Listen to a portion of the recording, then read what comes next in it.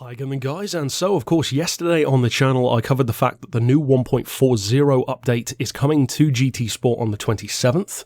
Now, thanks to Kaz's Twitter, as usual, we have the silhouette confirmation of the 5 cars. There was some conjecture as to whether or not there would be more. It would appear it's 5 this month, and the Red Bull is arriving in there, as you can see from those silhouettes. So as always, we will work from top left to right, working down, and of course the fact that we've already seen these 5 is a big bonus this month anyway as far as predictions, because they're not even predictions, it's just confirmation at this point. The top left is of course the Toyota Sports 800, pretty low price for a classic. It's also a low class, which is going to be very useful, no doubt, especially when stuff like the Stratos and the Porsche 356 are way more expensive than this. Next up, of course, we have the Clio V6. Excellent choice of hot hatch. This one, I would not be at all surprised if it ends up turning up in a lot of Nations Cup events. It's just that kind of car, around N200, N300, maybe even N100, if you can detune it far enough.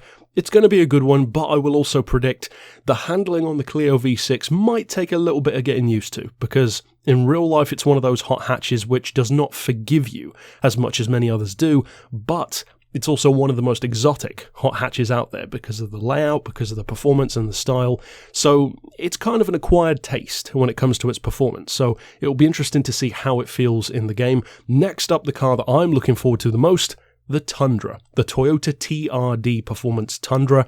Finally, we have a rival for the Raptor. Finally, another pickup truck. Very curious to see what this one's going to do. It's extremely heavy, well over 2 tons. But it's also reasonably powerful. The Toyota, or the Ford I should say, is heavy as well anyway, so it's still going to be a great rival. And yeah, I'm looking forward to seeing what that one can do, looking forward to seeing what liveries people do for it. And then next up, of course, we have the Camaro, a car which I've predicted plenty of times on the channel, the 69 Camaro, the Z28 in particular, which, if memory serves, I think was a little bit lighter than the SS always was, not quite as powerful, but more of a track-oriented machine. That one's going to be interesting to see as well, because we don't have an overabundance of muscle cars in the game, and there are still plenty of other ones, of course, which we'd love to see. The Charger, probably most notably, but the Camaro is a very obvious choice, it's a good choice. And as far as muscle cars go, I know technically pony cars, get over it, it's a muscle car.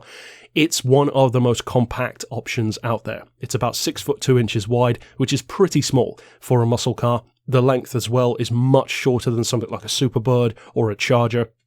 So it's potentially a very good option as a track car, and the weight is also surprisingly low for a muscle car as well. Then finally, of course, by far the fastest car of the 5, and probably the least useful in the grand scheme of things, the Group X, no doubt, Red Bull X 2019 competition. I believe with a V12 engine, lower aero package, a bit more challenging to drive, and from what I heard in the Nations Cup events of the actual footage, it seems to sound a little bit different, maybe a little bit of a lower howl, which is appropriate for a V12.